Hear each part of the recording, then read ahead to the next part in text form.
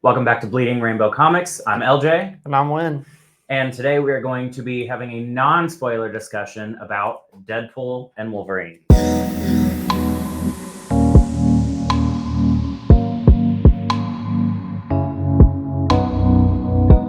All right, so in our non-spoiler coverage of Deadpool and Wolverine, we are going to be taking some of the categories from the film, and we are just going to give them some solid rankings. We are not going to give anything that could be remotely considered a spoiler. Anything that we cover in this video is going to be things that are covered in the trailers.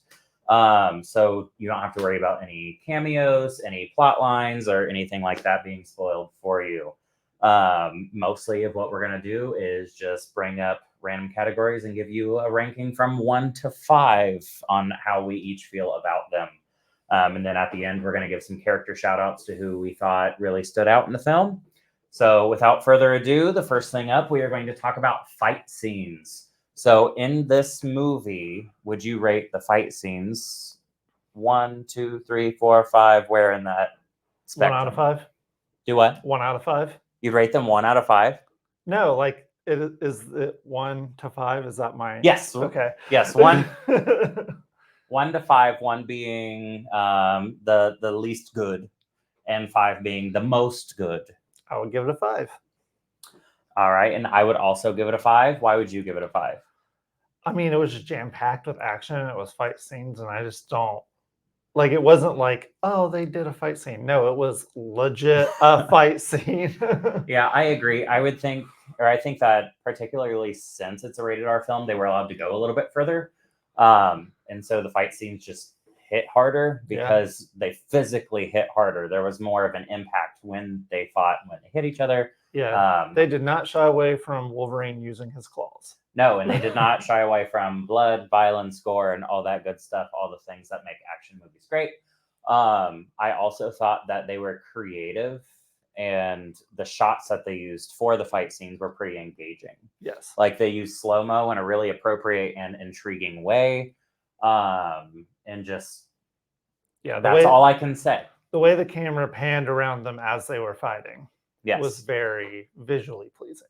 Yes. And that's all we can say without spoilers. So going on, next category, the writing of the movie, 1 to 5. 4. I think it could be a little improved on. Yeah, I also had a 4. I don't think it was terribly deep. I think, don't get me wrong, I think for the movie that it was, I think that this is the level of writing that it should have been. Yeah. I think that the storytelling with Deadpool's story and Wolverine's story, I think that they both had reasonable motivations. They both had character growth through the movie, and you felt connected with both of them through the movie, and other side characters that also had character growth. I don't think everybody did. Yeah, I think the reason why I gave it a 4 out of 5 was just there are a few things that I would have liked to have seen handled differently. Trying to do that as vague as possible. And we'll talk about that in the next video. But there was things that I would have did differently, and plus they had so much exposition that they had to explain. That is very true, and I think they did the best with what they could about that because they have like 20 years of movies that they had to give exposition on, and we're not going to say what parts are important and what parts of that history are not.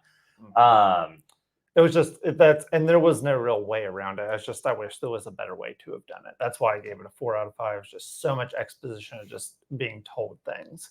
And that could have very well just been because I've seen all those movies. So I didn't need the exposition, but others did. So I understand why it was there. Then they can do their homework. I think my 4 out of 5 is a little bit different of reasons. I think my 4 out of 5 is I wish that we got a little bit more story of a couple of the characters that did appear in the film.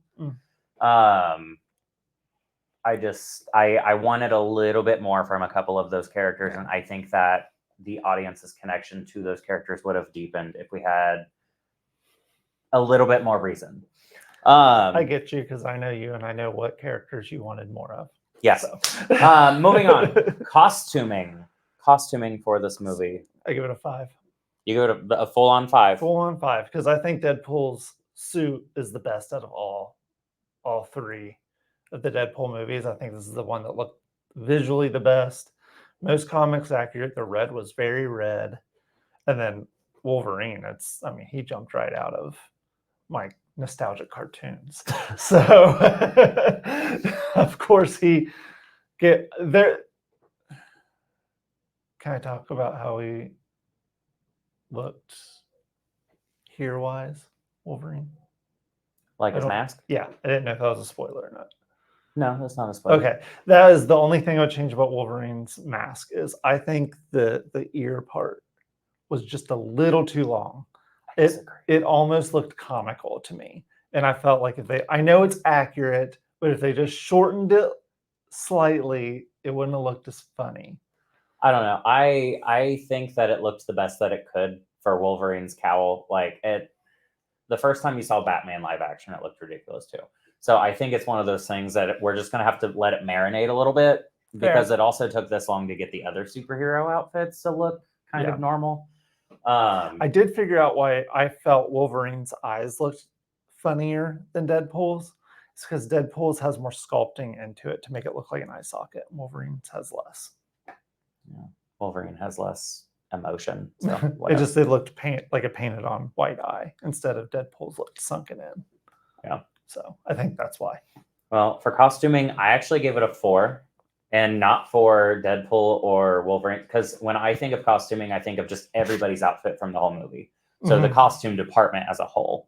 So I think, without giving spoilers, I think a couple of characters, their costuming, I think that they could have done more. Again, I know which character with them. Yes, there are actually a couple, but I think, without going into spoilers, that they could have went a step further in a couple of them. Now, a lot of them, they did great. Like, they looked great, spot on for the characters and for this particular movie. Well, I don't know. For a couple of the characters, I wanted a little bit more. But for characters that are in the trailers, Deadpool, Wolverine, Cassandra Nova, I think all 3 of those are slam dunks. Oh, yeah, they look great. I mean, like, Cassandra's outfit's perfect. For what we got, I gave it a 5. But yes, if I'm able to change characters' looks, then it would probably be a 4 out of 5. Because there is one character in particular that I wish had a different look. Yeah. And I'll go into that in the spoiler video, but I'll leave it at that. I'll go into it there. At your meeting next week with Kevin, just be sure to bring that up. So if it ever does come up again, you should be consulted. So next thing that we are going to rank is cameos. Now, we are not allowed to tell you any of the cameos, but we can rank them from 1 to 5 based on just how good they were. So overall, what do you give the cameos from this movie? 1 to 5, as in bad cameos to they were great. 3. Really? Yeah. Are you allowed to elaborate? Or do you have any reasons that you can't elaborate? Probably not on this one. I know you try, before we see a movie, you try to avoid spoilers. Yeah. I'm very much like, give me them all. Give me all the spoilers. So did you get spoilers that you expected that you didn't see them? Yes. And so it made me disappointed. See, and I go in 100% spoiler free. So I knew 0 of the cameos and I knew a couple of the rumors. But none of the rumors were really things that I cared about. Yeah. So the cameos that we did get were fire, and I was super excited. Yeah, I mean, I enjoyed the cameos we got. I just expected more from rumors. No, because rumors, they were like, we're gonna have 200 cameos. So somebody was gonna get disappointed somewhere. Let's see, rewatchability, rank 1 to 5.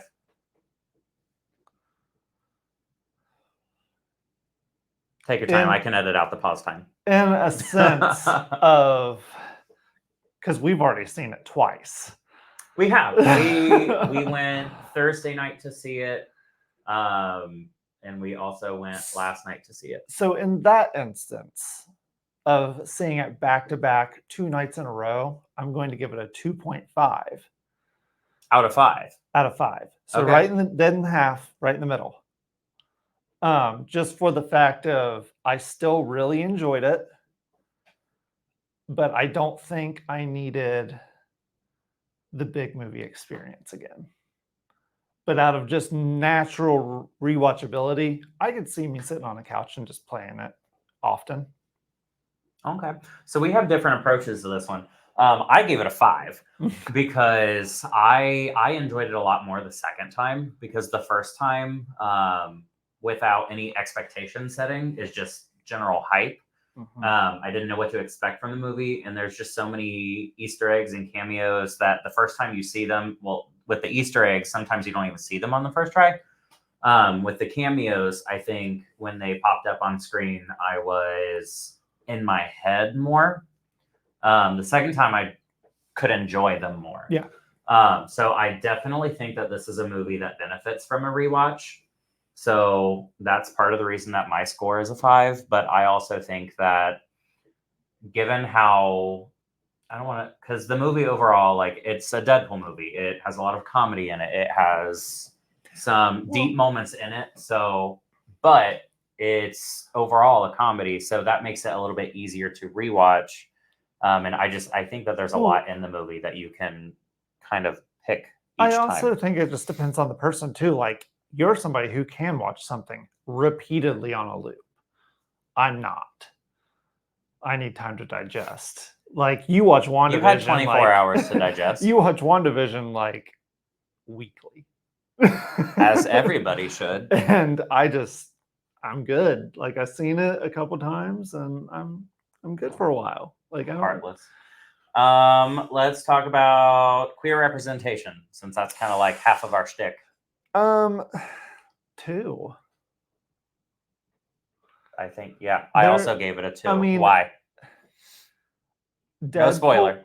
Deadpool is pansexual, but I just don't think they lean into it enough. Yes, there is some times where he's ogling Wolverine or making a pegging joke, but I mean, that's it. It's like they don't want to push the envelope too far, because a lot of the fan base for Deadpool is straight guys. So just like me. Either we're making them pan or we're not. Right. I think, given the situation that Deadpool is in this movie, and I'll be as non-spoiler as possible. We know he already has a love interest from Deadpool 1, Deadpool 2, Vanessa. So that's very much his romantic interest. So I didn't really expect him to be like romantically involved with a guy or anything. Well, no, I'm not saying even romantically. It's just they use a lot of the ogling and stuff as just quick bit humor. And I'm just tired of movies doing pandering gay instead of just full on just just and I mean, that's why I give it a 2. I mean, the only real queer character representation there is in the trailers, and that's Negasonic and Yukio. And that's like only the very first 2 seconds of the movie, pretty much. And I mean, they don't really do anything with it. So my issue is, in media, there's a lot of queer baiting from queer characters. And so I think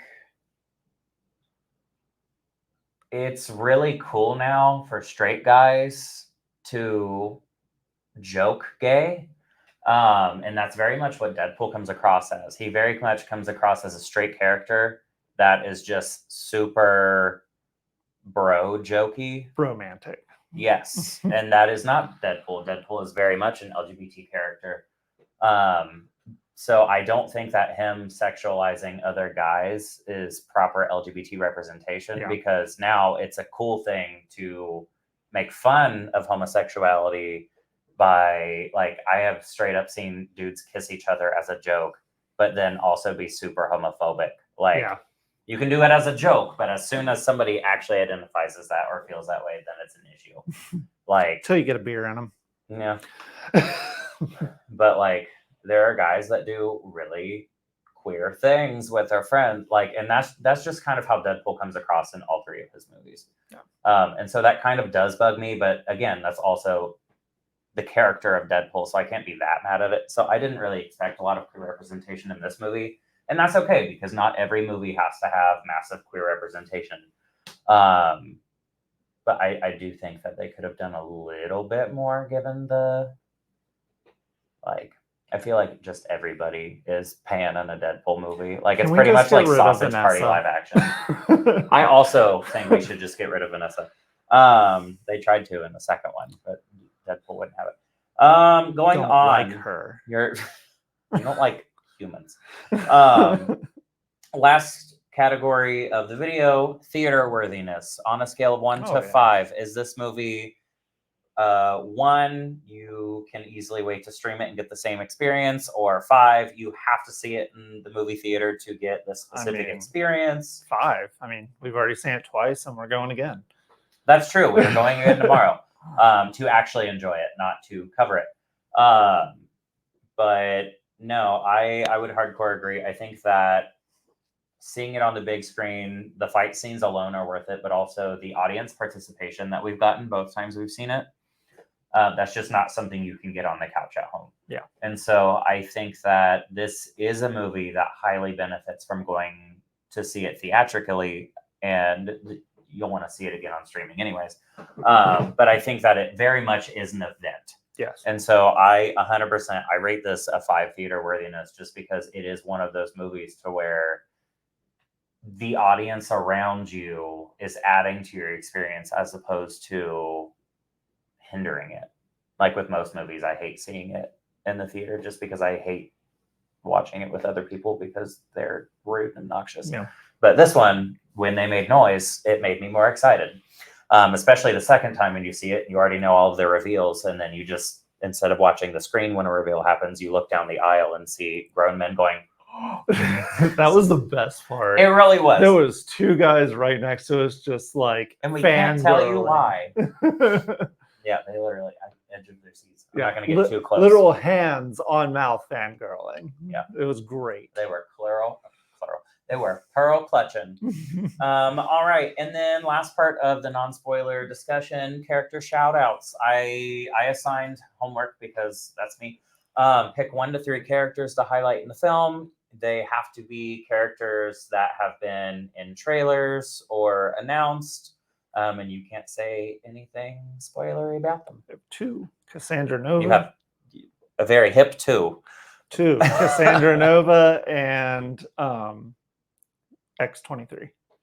Okay, so those are both in the trailers, so no spoilers there. Anything specifically non-spoilery to point out for them, or are we just leaving it at that? I can't give a lot away. Cassandra Nova's powers are awesome visually to see. You can say that. I know her a lot from the comic books, like the X-Men books. Frank Quitely drew her like first, and he's one of my favorite artists.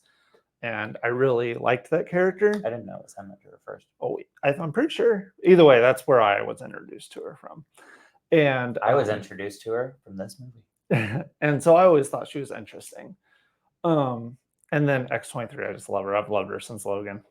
I mean, I liked her before when she was introduced from X-Men Evolution, that cartoon. But like, I really loved this actress's portrayal of her in Logan. So I was excited to see her come back. She's having quite the month. Yeah, she's doing great. I also have 2 characters. I'll do the hip. My first character is also Cassandra Nova. I think her powers are awesomely realized in this movie. She looks super cool. Also, just Emma Corrin's line delivery. She was very catty, and I loved it. But not like catty, like sassy, but just like, I don't know. She's just a bad bee. Yeah. Like she is one of my favorite villains from a Marvel project. Like she just really sold the character, and you could tell she was really committed to it. Yeah, and she was just laid back about it. Like she was just being her. She did not care. It was not evil. She very much came across as an untouchable force, and she knew it. Yeah, she was just, I'm here and I'm going to do my thing. Yeah. And then my second one, who also just really had good line delivery and really committed to their characters, was Mr. Paradox. I personally thought that he was a scene stealer, and every scene that he was in was a scene with Deadpool. And I think that if you can hold your own in a scene against Deadpool, I also think he was a very comedic part, but comedic in a different way than Deadpool. And I think that that was what made those scenes work. And I think that, what's his name? Matthew McFadden. I don't know. Oh, I don't know actors. but I just think that if anybody else played that character, that it wouldn't have been the same, and it wouldn't have sold it as much. And he is a catty bee. I mean, to me, he very much gave the same energy like from Willy Wonka and Beauregard. What is her name? Violet, No. her mom, No, not that one then. The spoiled girl. Violet. Oh, The rich Veruca. one. Veruca. Yes, he gave very much Veruca energy. Same.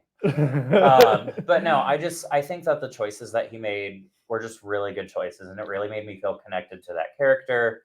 And anytime he spoke, I was drawn to him. And like I said, every one of his scenes was with Deadpool, I'm pretty sure. And to me, he was the one that I wanted to focus on in the scene. Mm-hmm. Like, yeah, Deadpool's funny, but at this point, this is our third Deadpool movie. You know what to expect with Deadpool. This is a brand new character. Yeah. And just how quirky he is. I don't know. I'm painfully awkward, and so is he. So it was great. But we can't really get into more detail without getting into spoilers. So that is all for this video. Feel free to check out our next video, which is going to be heavy spoilers. So maybe watch this one first, and then you can watch that one after you watch Deadpool and Wolverine. So thanks for checking this out. I'm LJ. I'm Win. And this has been Bleeding Rainbow Comics. See ya. Bye.